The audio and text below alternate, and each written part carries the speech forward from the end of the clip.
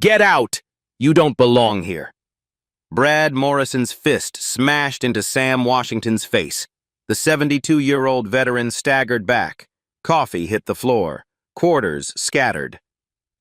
Know your place, old man, Brad spat, towering over him. Sam touched his burning cheek. His American flag pin glinted under the lights. The diner went dead silent. Every phone came out. Recording started. This looked simple. Racist bully attacking helpless elderly black man. Sam seemed defenseless. Worn cardigan. Counting change. Easy target. Wrong. Hidden under that cardigan was a purple heart. In his phone was a contact. James, Director, Homeland Security. Maria, the waitress, knew the truth. "That idiot has no clue," she whispered. Sam pulled out his phone. His hands didn't shake. Military training runs deep. Brad Morrison had just slapped the father of America's most powerful man. Federal backup was one phone call away. Hit subscribe. This bully is about to learn what real power looks like. 30 minutes earlier, Murphy's Diner buzzed with typical Tuesday morning energy. Steam rose from fresh coffee pots. Local farmers filled corner booths, discussing crop prices and weather forecasts. The smell of bacon and hash browns filled the air in Millbrook, population 3,847, where everyone supposedly knew everyone. Sam Washington pushed through the glass door at exactly 7:30, just like every Tuesday for the past 3 years. His routine never varied. Black coffee, wheat toast, exact change counted from a worn leather wallet. The elderly black man moved with quiet dignity, his navy cardigan showing its age but pressed neat and clean. Maria Santos looked up from behind the counter and smiled. The Latina waitress had memorized his order long ago. "Morning, Mr. Washington." The usual. "Please, Maria." "Thank you." She poured his coffee without asking how he liked it. Black, no sugar, no cream. Simple man with simple needs, or so it appeared to anyone watching. What most people missed were the small details. The way Sam sat with his back to the wall scanning exits. The precise way he folded his napkin. The American flag pin on his collar that never seemed to tarnish. The American Legion pin beside it, both positioned with military precision. His phone buzzed. A text message. "Dad, big meeting with the cabinet today. Love you. James." Sam smiled and typed back slowly with one finger. "Proud of you, son. Be safe."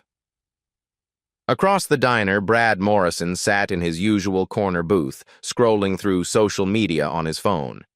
His construction crew uniform was clean this early in the morning, but his attitude was already dirty.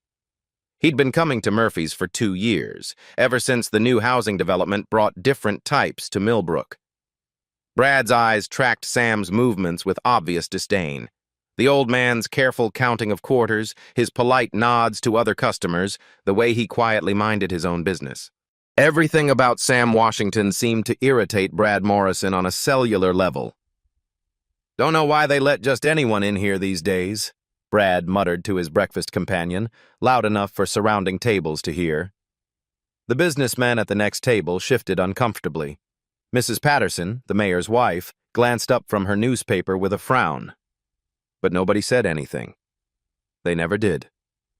Maria's jaw tightened as she refilled coffee cups. She'd watched this pattern develop over months. Brad's comments are getting bolder. He starts getting more aggressive. His jokes are getting less funny and more pointed. She'd thought about saying something to her manager, but Brad was a regular customer who tipped well. Money talked louder than dignity in small-town diners. Outside the window, college student Tommy Carter was setting up his camera equipment. His assignment was simple: document real small-town America for his journalism class. He'd chosen Murphy's Diner because it looked authentic, timeless, the kind of place where honest people shared honest conversations. Tommy adjusted his lens and checked his audio levels. His professor had emphasized capturing genuine moments, unguarded interactions that revealed character. He had no idea he was about to document something that would reach the highest levels of American government. The security camera above Sam's table blinked its red recording light. The diner's owner had installed the system 6 months ago after a rash of petty thefts. What he hadn't anticipated was how valuable that footage might become. Sam's phone buzzed again. This time it was a news alert about federal funding for rural law enforcement programs. He read it carefully, then deleted it without comment. Some habits from his son's world had rubbed off on him over the years. Brad Morrison was getting restless. His breakfast companion had left for work, and he found himself with time to kill before his construction shift started. Time to kill and an elderly black man who represented everything he thought was wrong with his changing town. The morning crowd began to thin. Farmers headed to their fields. Office workers drove to their jobs in the county seat. The traveling businessman settled his check and left. Soon it would be just the regulars, the lingerers, and one old man who didn't know his peaceful Tuesday morning was about to become a nightmare. Maria glanced at her phone. A text from her cousin Tommy outside. Getting great footage of authentic small-town life. This place is perfect. She looked out the window and waved. Tommy waved back, still filming. Neither of them realized they were about to become key witnesses to an assault that would go viral within hours. At 7:47 a.m., Tommy Carter positioned his camera for the perfect shot of small-town America. He had no idea he was about to capture evidence that would reach the Director of Homeland Security's desk before lunchtime. At 7:45 a.m., Brad Morrison's patience ran out. He'd been watching Sam Washington for 15 minutes, and the old man's quiet contentment made his blood boil. Brad stood up, work boots deliberately loud on the linoleum. He crossed the diner with calculated steps, drawing every eye in the place. Sam looked up as the shadow fell across his table. Brad loomed over him, arms crossed, an expensive watch glinting. "Morning," Sam said politely. "You seem real comfortable here," Brad said loud enough for everyone to hear. "Real comfortable for someone who doesn't belong." The diner went silent. Forks stopped moving. Maria's hand moved toward her phone. "I'm sorry," Sam said. "This ain't your kind of place, old man. Makes decent people uncomfortable having your type around." Mrs. Patterson shifted nervously. Fire Chief Rodriguez tensed. The diner held its breath. Sam had faced worse than playground bullies. But this was about dignity, about the right to exist in peace. "I'm just having coffee," Sam said quietly. "I'm not bothering anyone." "That's where you're wrong." Brad leaned closer. "Your being here bothers me. Bothers a lot of good people." Outside, Tommy Carter's camera captured every word. He'd started filming local color. Now he was documenting something much darker. The security camera recorded everything with perfect clarity. Audio, video, timestamps that would become crucial evidence. Sam reached for his wallet to leave, but Brad's hand slammed down on the table. "Don't walk away when I'm talking to you." Coffee sloshed. Quarters scattered across the table and hit the floor. "Sir, please," Sam said. "I don't want trouble." "Trouble?" Brad laughed without humor. "Old man, you are trouble. Everyone likes you, acting like you own this place." Maria pulled out her phone and started recording. She'd been silent too long. Rodriguez half stood, unsure how to intervene. Mrs. Patterson looked around frantically.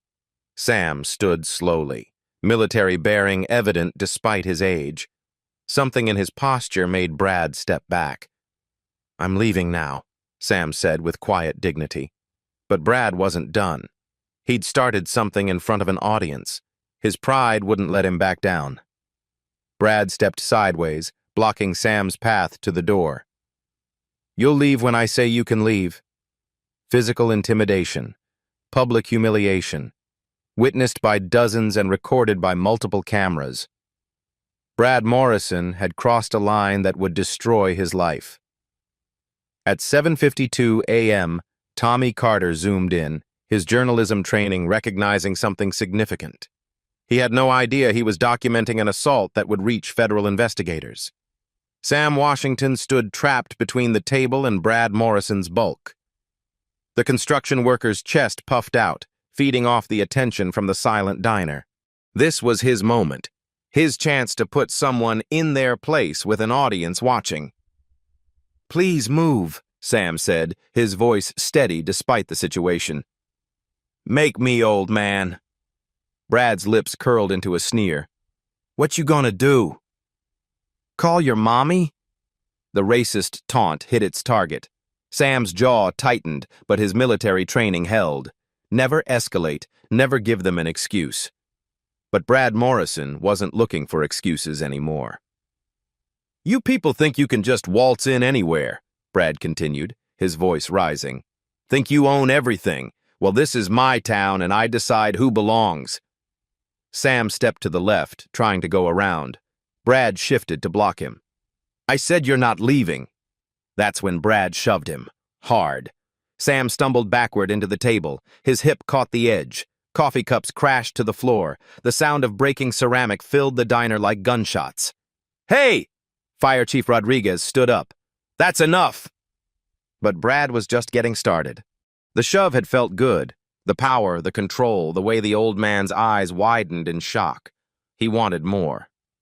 "Mind your own business, Rodriguez," Brad snarled, without taking his eyes off Sam. "Unless you want some too." Maria Santos raised her phone higher, making sure she captured everything. Her hands shook, but the video stayed steady. "Stop it, Brad!" "He's done nothing wrong." "Shut up, Maria. You want to keep your job? You'll stay out of this." The threat silenced her words, but not her camera. She kept recording. Sam tried to steady himself against the table. At 72, a hard shove could mean broken bones, serious injury. But what hurt more than his hip was the humiliation.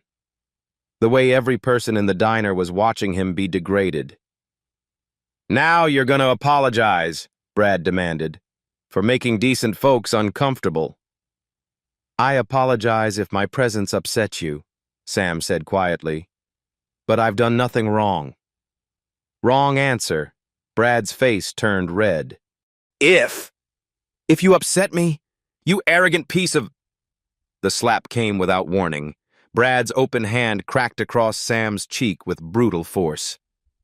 The sound echoed through the diner like a whip crack. Sam's head snapped to the side. His American flag pin caught the light as he staggered. Complete silence. Then chaos. "Jesus Christ!" Rodriguez moved toward them. "Oh my God!" Mrs. Patterson gasped. "You asshole!" Maria screamed. Outside, Tommy Carter's camera zoomed in automatically. Inside, Maria's phone captured the perfect angle. The security camera recorded it all in high definition. Sam's hand went to his burning cheek. Blood trickled from where Brad's ring had cut the skin. For a moment, the elderly veteran looked exactly like what he appeared to be, a helpless old man being brutalized by a racist thug. But then something shifted in Sam's posture. His shoulders straightened, his chin lifted. 72 years of dignity and military training kicked in. "You just made a serious mistake," Sam said quietly. Brad laughed. "Yeah? What are you going to do about it, Grandpa?" Sam reached into his pocket. Not for a weapon, for his phone. "I'm going to call my son." "Your son?" Brad's laughter got louder. "What's he gonna do? Come fight your battles?" Sam scrolled to his contacts. The first name on the list? James, Director, Homeland Security. But Brad Morrison was too high on adrenaline and racism to notice the phone. He was performing for his audience, drunk on power and applause that wasn't coming. "Hit me back, old man," Brad demanded. "Come on! Show everyone what you're really made of." Rodriguez stepped closer. "Brad, you need to stop this right now." "Or what?" Brad spun around. "You gonna arrest me?" "For what? Teaching some respect?" That's when Sam dialed. The phone rang once, twice, then a voice answered. "Dad? Is everything okay?" The diner went dead quiet. Something in that voice, that immediate concern, that authority. This wasn't someone's cousin or nephew. This was someone important. "James," Sam said calmly. "I'm fine, but there's been an incident." Brad Morrison's laughter died in his throat. "Dad, are you hurt?" "Where are you? I can have agents there in 20 minutes. The voice came through Sam's phone speaker, clear and authoritative. Every person in Murphy's diner heard it. Every phone camera captured it. The security system recorded it all. Brad Morrison's face went white. "Agents?" he whispered. "No, son," Sam said calmly into the phone. "I'm not seriously injured. But I wanted you to hear about this directly before it hits the news. Before it hits the dad, what happened? Who hurt you?" Sam looked directly at Brad Morrison, who had gone from aggressive bully to statue in 5 seconds. "A man named Brad Morrison just assaulted me at Murphy's Diner in Millbrook. It's all been recorded. The silence in the diner was deafening." "Sir?" Maria approached Sam carefully. Is that really your son?" Sam nodded. "James Washington. He runs the Department of Homeland Security." Fire Chief Rodriguez slapped his forehead. "Jesus Christ, Brad, do you know what you just did?" Mrs. Patterson gasped so loud it echoed. "The James Washington, the director?" "Dad, I'm sending a protective detail immediately," James's voice continued through the speaker. "And our legal team will want statements from all witnesses." The word legal hit Brad like ice water. His mouth opened and closed like a fish. His gold rings suddenly felt heavy on his fingers. His expensive watch seemed to tick louder. "Oh shit," he whispered. "Oh shit, oh shit, oh shit." Maria's Instagram Live exploded. The viewer count jumped from 50 to 200 to 800 to 3,000 in real time. Comments flooded the screen. "OMG, is that the Homeland Security guy's dad? Brad Morrison about to get destroyed. Screenshot everything. Someone's going to federal prison." Outside, Tommy Carter nearly dropped his camera. He'd been filming what he thought was small-town racism. Instead, he'd captured an assault on the father of one of the most powerful men in America. "Dad, are the local authorities there yet?" James's voice cut through the chaos. "Not yet," Sam replied. "But Fire Chief Rodriguez is here." "He's a witness." Rodriguez stepped forward, his face pale. "Mr. Washington, I saw everything. Brad Morrison assaulted you unprovoked." Brad found his voice, panicking, making it crack. Wait! This is just a misunderstanding. No harm done, right, Sam? I mean, Mr. Washington? Sir?" Sam looked at the man who'd called him garbage 5 minutes ago. The man who'd shoved him, slapped him, humiliated him in front of a room full of people. "The harm was done when you assumed who I was based on how I look," Sam said quietly. "But I didn't know. I didn't know who your son was. And that makes it acceptable?" Brad's face crumpled. The reality was sinking in. He'd just committed a federal crime, on camera, against the father of the Director of Homeland Security. Tommy Carter's hands shook as he uploaded the raw footage to YouTube. His title, "Shocking Racist Attacks Director of Homeland Security's Father, Live." The video would hit 50,000 views within the hour. James's voice came through the phone again. "Dad, I need you to know that federal investigators will be involved. This isn't because of my position. It's because what happened to you was a civil rights violation." Brad Morrison sat down heavily in the nearest chair. His construction crew t-shirt was soaked with sweat. His face had gone gray. "I'm sorry," he whispered. "I'm so sorry. I didn't mean... I never would have." "You never would have what?" Sam asked. "Assaulted me if you knew I had powerful connections?" But you were perfectly fine doing it when you thought I was powerless? The truth of it hit everyone in the room. This wasn't about mistaken identity. This was about character. About who you are when you think no one important is watching. Within 30 minutes, this local incident would be on the radar of federal investigators, but Brad Morrison's troubles were just beginning. Within 20 minutes, Sheriff Patricia Hayes arrived at Murphy's Diner, her body camera recording everything. She'd known Sam Washington for years as a quiet, regular customer. She'd also known Brad Morrison as a troublemaker with connections to local contractors and politicians. The political calculations began immediately. "Morning, Sam." Brad Hayes surveyed the scene, noting the broken coffee cups, the witnesses with phones out, the tension thick enough to cut. "Heard there was an incident." Maria stepped forward, phone still recording. "Sheriff, Brad Morrison assaulted Mr. Washington. I got it all on video." Hayes reviewed the footage on Maria's phone. Her expression grew increasingly uncomfortable as she watched Brad's racist language, the shove, the brutal slap. "Brad, I'm going to need a statement." "Sam, you want to press charges?" Sam considered carefully. "I want this documented properly. Whatever happens next should follow the law." Meanwhile, the first news van pulled up outside, then another. Tommy Carter's video had hit 100,000 views. The hashtag Millbrook Diner was trending regionally. Mayor Thompson called Hayes from City Hall. "Patricia, can we handle this quietly? Tourism season starts next month. Bad publicity could hurt everyone." Hayes lowered her voice. "Tom, this is the Director of Homeland Security's father." "There's no handling this quietly." "Jesus Christ, how bad is it?" "Bad enough that I'm expecting federal investigators by lunch." The real estate agent who'd been eating breakfast slipped out the back door, already texting his developer clients. "Property values are about to tank. Pull all Millbrook listings." Local radio host Mike Stevens broke into regular programming.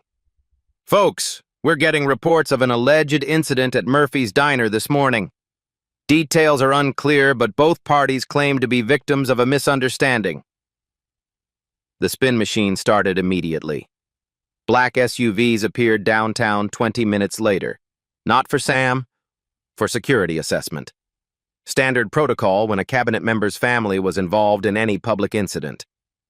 The regional news stations picked up the story by 10 a.m. Alleged assault at small-town diner involves family member of high-ranking federal official. Local man claims incident blown out of proportion by outside agitators. Federal civil rights investigators reportedly en route to Millbrook. The town began choosing sides. Team Justice grew rapidly. Maria's Instagram followers jumped from 800 to 15,000.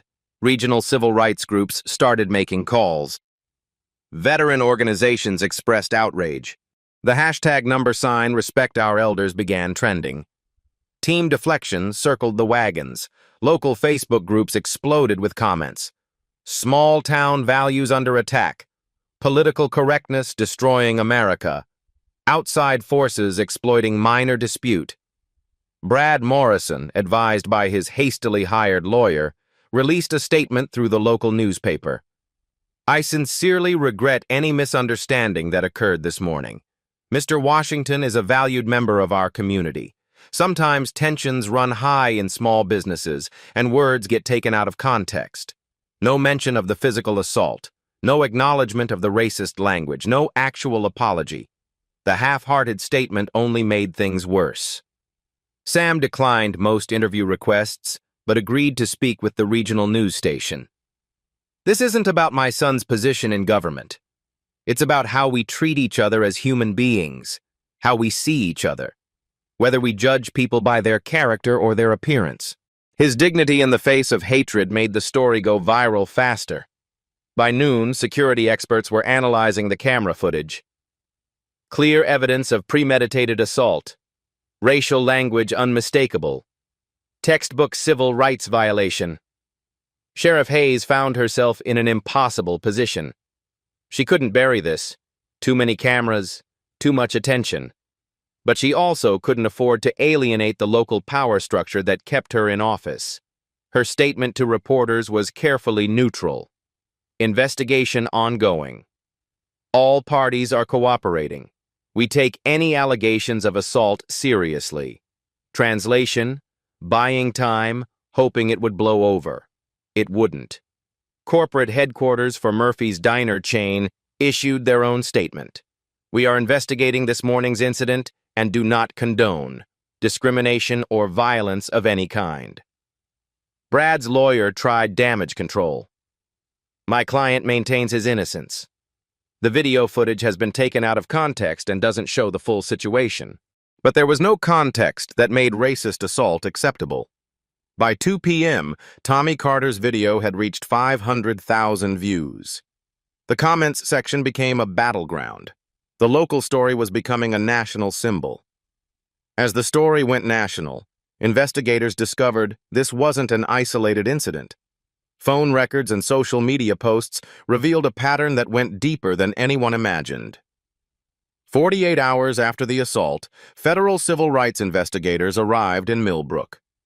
Agent Sarah Carter led the team, not because of James Washington's position, but because the video evidence had triggered automatic review protocols for hate crimes. What they discovered shocked everyone. This wasn't an isolated incident. This was a pattern. Agent Carter spread case files across the conference table at the sheriff's department. Each folder represented a different victim, a different incident, but the same ugly truth. March 2024. Elderly Hispanic man accused of shoplifting at Millbrook Grocery. Security footage later proved his innocence, but not before he was publicly humiliated and banned from the store. January 2024, Black family questioned about belonging at the community center during their child's basketball game. Police called for trespassing on public property. November 2023, Native American veteran challenged at the voting location, required to show extra identification despite having proper credentials. September 2023, Asian college students reported as suspicious for studying at the public library after dark. Every incident involved minorities. Every incident involved public humiliation. Every incident was dismissed as a misunderstanding. Agent Carter's team found something else: a digital paper trail. Email chains between city council members discussing tourism concerns and changing demographics. So, private Facebook groups with names like Millbrook Heritage Foundation and Citizens for Traditional Values.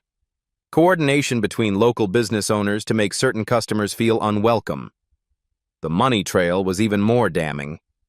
Brad Morrison had donated $5,000 to the Millbrook Business Development Fund. That fund had lobbied for enhanced security measures throughout downtown. Those security measures included additional cameras and safety patrols, but only in certain neighborhoods, the ones where minorities had recently moved.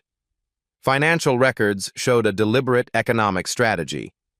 3 minority-owned businesses had closed in 18 months. Property values in their areas had dropped, making them attractive to developers connected to city officials. It wasn't random racism. It was a systematic exclusion for profit. Social media excavation revealed Brad Morrison's true thoughts. His Facebook history showed years of posts about protecting small-town values and maintaining community standards. Private group messages used language that would make a Klansman blush. More devastating were the deleted posts. Cyber forensics recovered messages from the night before the assault. Old man comes in acting like he owns the place. Time to remind him where he stands. Community meeting tomorrow about the problem people. Might need to make an example. Some folks need to learn respect. Sometimes lessons get physical. Sheriff Hayes's role became clear too. Her response patterns showed deliberate negligence. Incident reports filed but never investigated. Complaints labeled as misunderstandings without follow-up. Media contacts minimized or buried entirely. When pressed by federal investigators, Hayes admitted she'd received over a dozen complaints about discriminatory treatment in 18 months. Her action on those complaints? Zero. The witnesses began finding their voices.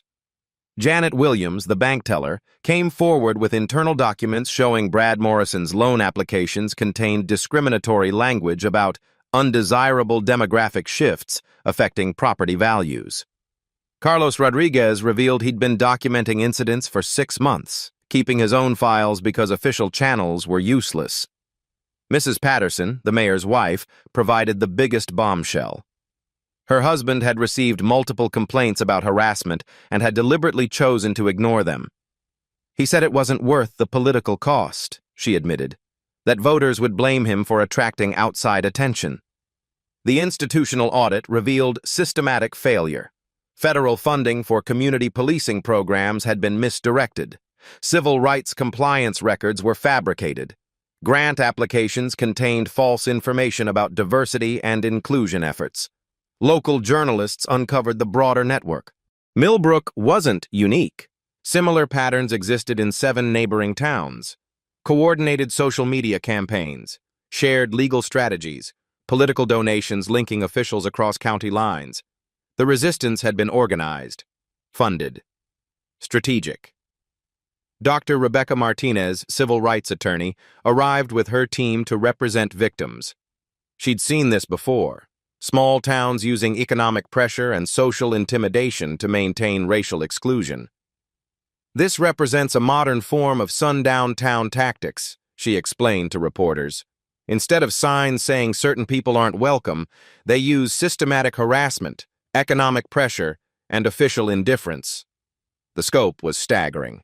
Financial records, email chains, social media coordination, witness testimony, all painting a picture of deliberate, systematic racism designed to exclude minorities from economic and social participation. Community members formed the Millbrook Unity Coalition. Maria Santos co-founded it with Fire Chief Rodriguez, Mrs. Patterson, Reverend Johnson from the Black Church, and Rabbi Sarah Miller representing interfaith support. Their goal wasn't just justice for Sam Washington, it was dismantling the entire system of exclusion. As evidence mounted, Brad Morrison realized his problems extended far beyond one slapped veteran. Anonymous threats began arriving at investigators' hotel rooms. Someone didn't want the full truth coming out. 72 hours after the assault, Sam Washington's quiet life became a nightmare. Phone calls started at 3 a.m. Heavy breathing, racist slurs, death threats that made federal agents wince. Your boy can't protect you forever, old man. We know where you live. Accidents happen to people who don't mind their business. The harassment escalated. Sam's garbage scattered across his lawn every morning, his mailbox smashed with a baseball bat, racial slurs spray-painted on his garage door in blood-red letters. Worse than property damage was the isolation. Neighbors avoided eye contact. The grocery clerk pretended not to see him. His Tuesday coffee routine became impossible. Maria Santos faced her own terror campaign. Anonymous messages flooded her social media. Immigration status can change quickly for loudmouth waitresses. Your work schedule is posted online with your home address. Her followers received coordinated harassment. Fake accounts posted her personal information. Someone created deep-fake videos showing her vandalizing property. Tommy Carter's college experience turned hellish. His email was hacked, sending racist memes to professors. Academic records leaked online. Fake accounts impersonated him, posting violent threats. The cyber attacks were sophisticated, coordinated. Someone with resources was orchestrating a campaign to silence witnesses. Sheriff Hayes visited Sam privately. No body camera recording. Look, Sam, this has gone too far. Maybe consider dropping charges, for everyone's sake? Whose sake? Sam asked. The town's. People are getting hurt. Property values dropping. Businesses are suffering. Because I got assaulted? Because you made it public. Some things are better handled quietly. Are you asking me to let a racist attack slide to protect property values? Hayes looked away. I'm asking you to think about the consequences. I am. That's why I'm not backing down. Mayor Thompson called James directly, bypassing Sam entirely. Director Washington, your father is creating divisions. Perhaps family influence could resolve this privately. Are you suggesting I interfere with a federal investigation? Some situations require flexibility. You're calling felony assault a minor incident? The call ended abruptly. Thompson had made things worse. Brad Morrison's legal team filed nuisance lawsuits, defamation claims against Maria, copyright violations against Tommy, business interference charges against Unity Coalition supporters. The legal harassment was designed to bankrupt witnesses.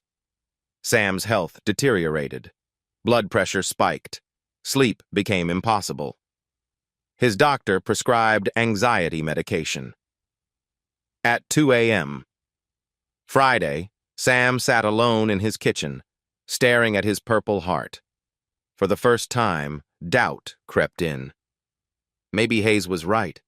Fighting back was hurting people. Maria could lose her job. Tommy's education was at risk. His phone rang. James called from Washington. "Dad, I'm driving up." "Don't argue." "Son, I'm tired." "Maybe this isn't worth it." "What did you tell me when Bobby Martinez was bullying kids at school?" Sam remembered. "That bullies only stop when someone stands up. If you stay quiet, nothing changes. The next person might not have a son who can help." James arrived at 4 a.m., finding his father in darkness, looking older than 72. "They're trying to break you, Dad. That's what bullies do when they can't win fairly. But I'm bringing trouble to good people. If you surrender, those people face the same thing next time, with no cameras, no protection, no justice." The father-son conversation became the turning point. Sam's resolve returned. Evidence tampering began immediately. Murphy's security system suffered catastrophic failure. Sheriff's files were accidentally deleted. County servers crashed during scheduled updates. Someone was spending serious money to cover tracks. Direct threats arrived at Homeland Security. Federal officials' families aren't immune to accidents. A security detail was assigned to Sam. His privacy evaporated. Federal agents followed him everywhere. The community split into armed camps. Pro-Sam supporters organized vigils. Anti-Sam factions spread rumors about federal occupation. Financial pressure mounted. Brad's allies filed endless legal challenges. Court dates multiplied. Legal fees skyrocketed. Just when Sam considered surrender, an unexpected ally emerged with evidence that would change everything. On day 5, an unexpected ally knocked on Sam Washington's door.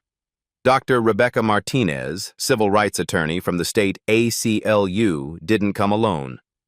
Behind her stood Marcus Thompson, a black cybersecurity specialist and military veteran who'd volunteered his services. "One veteran for another," Marcus said simply. Within hours, Marcus had recovered what everyone thought was lost forever. Despite the crashed security system at Murphy's Diner, he found something the saboteurs missed. Automatic cloud backup. Every deleted file, every lost video, every piece of evidence they'd tried to destroy was sitting in a server backup that updated every 30 minutes. "Amateur hour," Marcus muttered, pulling up pristine footage of Brad Morrison's assault. They deleted local files but forgot about cloud synchronization. Dr. Martinez spread new evidence across Sam's kitchen table. The breakthrough came from an unexpected source: Maria's phone case. Her cousin had installed a tiny hidden camera for her safety after previous incidents. The device, smaller than a quarter, had captured Brad Morrison's immediate reaction after the assault. Brad to his assistant. "Get me Mayor Thompson on the phone. We need to control this narrative before it explodes nationally." The smoking gun proved premeditation and conspiracy. Marcus's digital forensics revealed more devastating evidence. Phone records showed 47 calls between Brad Morrison and Mayor Thompson in 3 days following the assault. A private group chat among Millbrook business leaders contained explicit racial language and coordinated response strategies. The deleted social media posts told the real story. Phase 1 working perfectly. 3 minority businesses closed this year, property values stabilizing in target neighborhoods.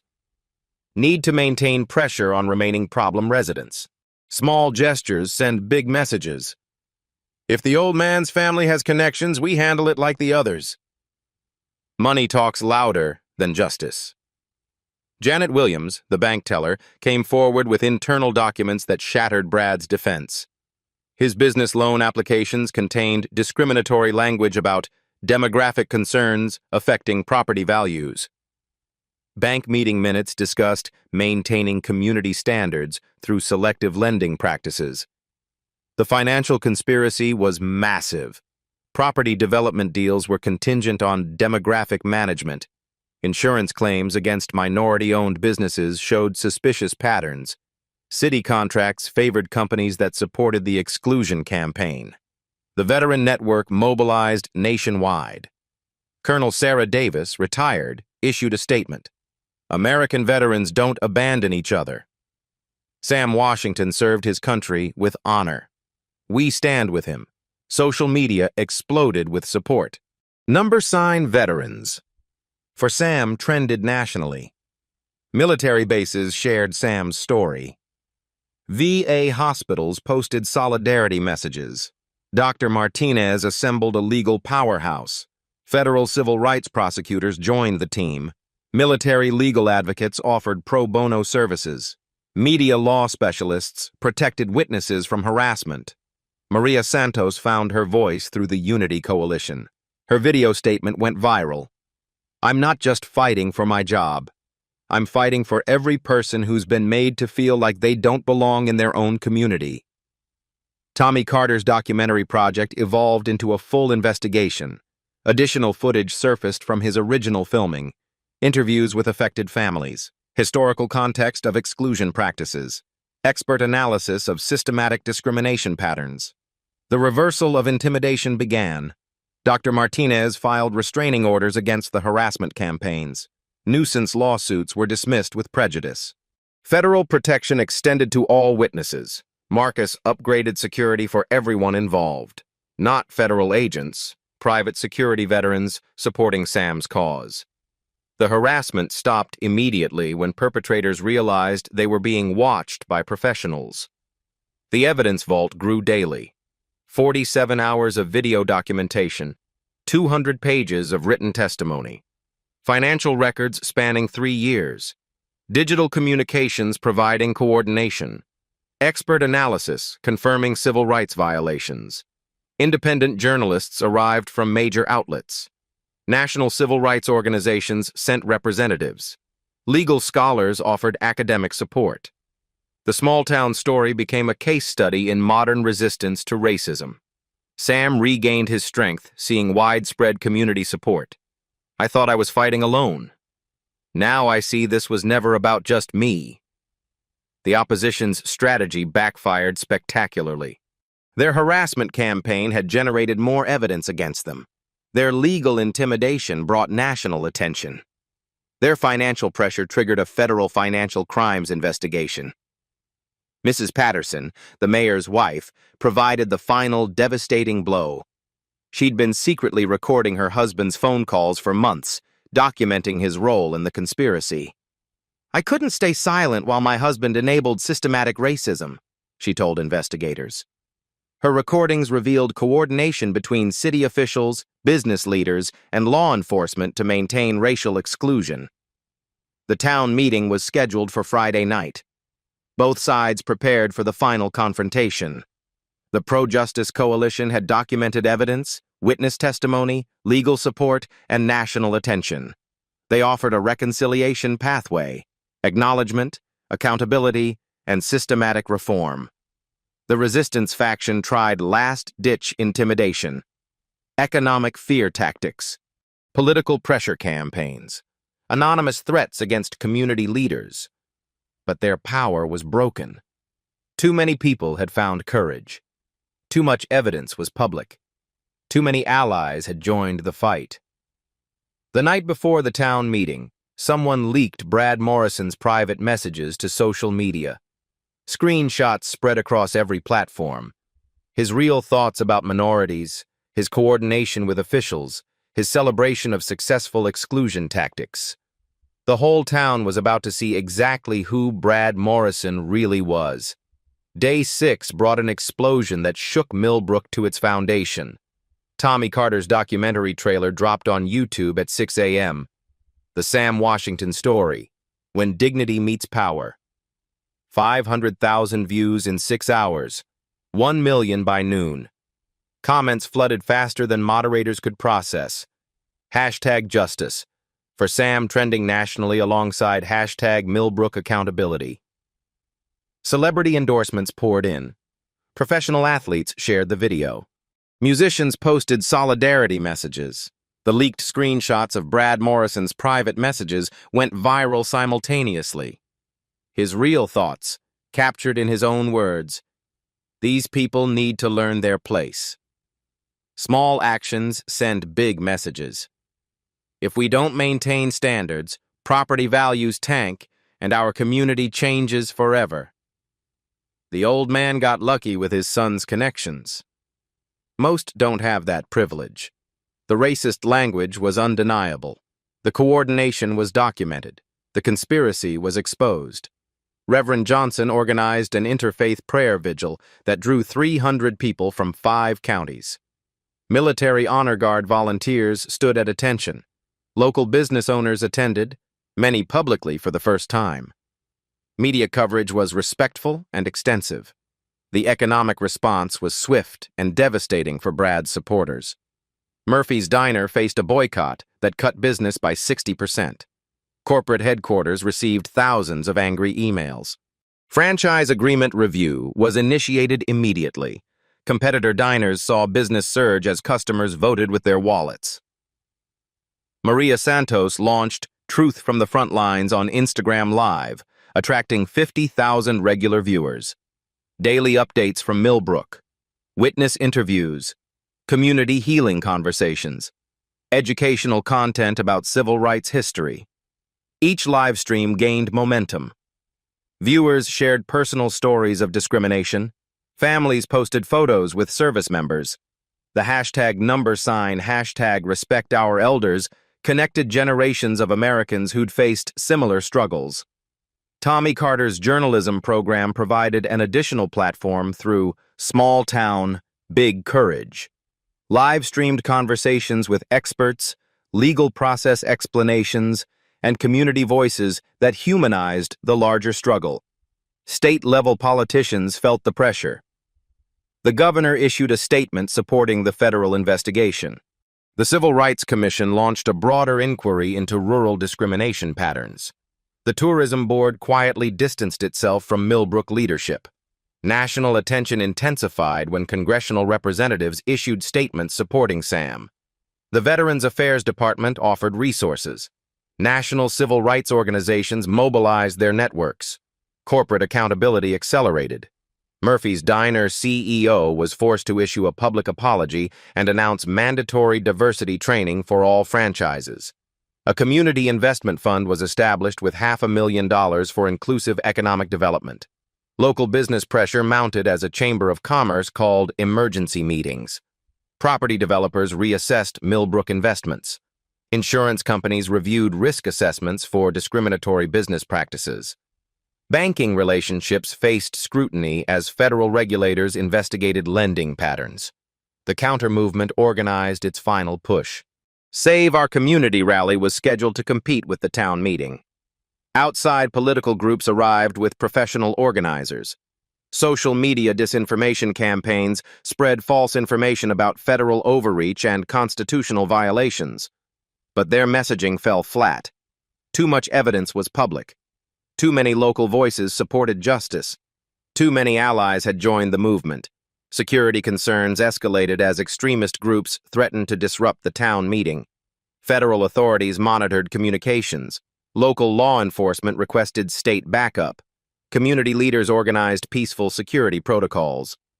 The momentum peaked as dawn broke on town meeting day. National media trucks filled downtown Millbrook. Community members arrived from surrounding counties. Legal teams finalized presentations for the evening showdown.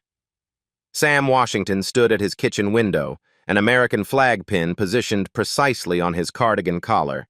Today, Millbrook would decide its future. Today, dignity would face down hatred in front of the entire nation. The backup Brad Morrison never saw coming had arrived. Not just federal badges and powerful connections, an entire movement of Americans who believed justice wasn't negotiable. 7 p.m., Millbrook Community Center packed beyond capacity. 400 seats, 600 people. Overflow crowd outside watching live stream on phones. National media filled designated sections. Security visible but professional. Sam Washington entered with quiet dignity, an American flag pin prominent on his cardigan. Half the auditorium rose in standing ovation. He nodded respectfully, took his front row seat.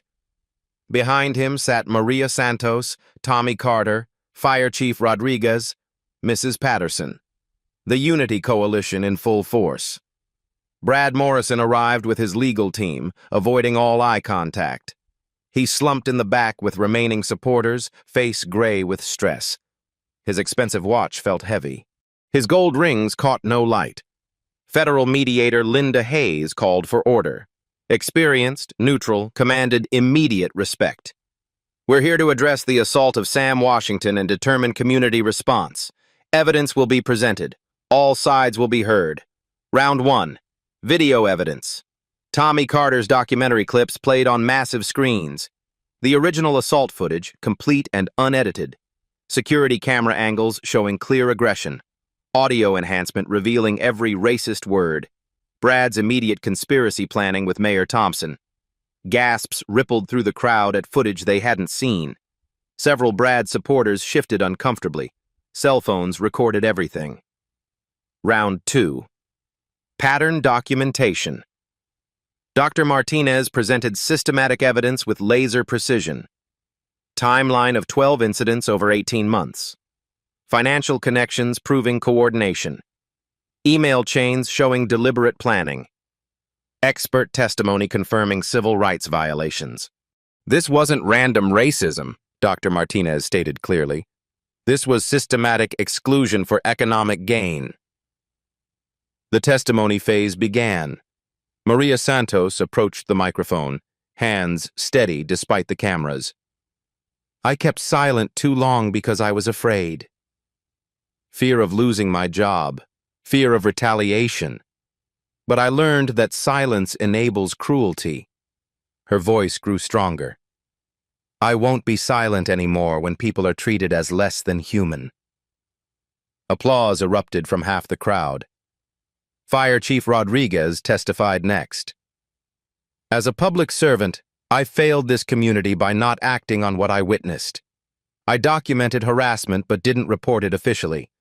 My silence enabled escalation. He faced Brad directly. That ends today. Mrs. Patterson's testimony shattered remaining defenses. I can no longer protect my husband's political career while he enables systematic racism.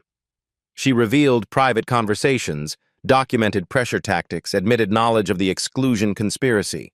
Leadership means choosing what's right over what's convenient. The crowd sat in stunned silence. Sam Washington rose slowly, commanding immediate attention. I didn't serve my country to come home and face hatred in my own community. His voice carried decades of dignity. This isn't about my son's position. It's about every parent who wants their children to live with respect. Pause. Pin drop silence. I'm willing to forgive Brad Morrison, but forgiveness requires acknowledgement, and acknowledgement requires change. Brad's lawyer whispered frantically. Brad stood, face flushed red. This has been blown completely out of proportion. One bad moment doesn't define someone's character. Dr. Martinez interrupted calmly. Actually, Mr. Morrison, we have additional evidence received this afternoon. the game-changing moment. Recently discovered email from Brad Morrison to business associates sent 3 days before the assault. Dr. Martinez read from printed evidence. Phase 1 successful. 3 minority businesses closed this year. Property values stabilizing in target areas. Tourism committee pleased with demographic management. Maintain pressure on remaining targets for Phase 2 completion. The auditorium exploded. Half the crowd was shocked, half vindicated. Brad's face was completely white. Even his supporters stared at him with horror. Mediator Hayes called for order. "Mr. Morrison, would you like to respond?" Long pause. Brad realized his complete isolation. His own supporters were backing away. "I may have used poor judgment in some communications." Sam Washington stood again, grace under pressure. "Brad, the measure of a person isn't their mistakes. It's how they respond when truth comes to light." The resolution proposals were clear. Immediate actions. Brad Morrison's detailed public apology. Resignation from all leadership positions. Financial restitution to affected businesses. Mandatory civil rights training for city employees. Systematic changes. Independent oversight of law enforcement. Civilian Review Board for discrimination complaints. Inclusive economic development. Community healing programs. The community vote was decisive. 347 in favor of full accountability measures. 89 against or abstaining. 164 supporting reconciliation with strict conditions. Justice had won, but healing would take time. As the crowd filed out, Sam Washington shook hands with former opponents. Dignity had triumphed over hatred. But the real test would come tomorrow, when cameras left and real change had to begin. 3 months later, Millbrook was transformed. Federal civil rights charges were filed against Brad Morrison. The $2.3 million settlement compensated affected community members. Federal monitoring of local law enforcement would continue for 3 years. Local leadership changed completely. Mayor Thompson resigned, replaced by Maria Santos in a landslide election. Sheriff Hayes retired early, with Fire Chief Rodriguez winning unanimously. 4 new Unity Platform council members were elected. Murphy's Diner reopened under new management with mandatory diversity training. 3 minority-owned businesses opened within months. The Community Investment Fund reached $500,000.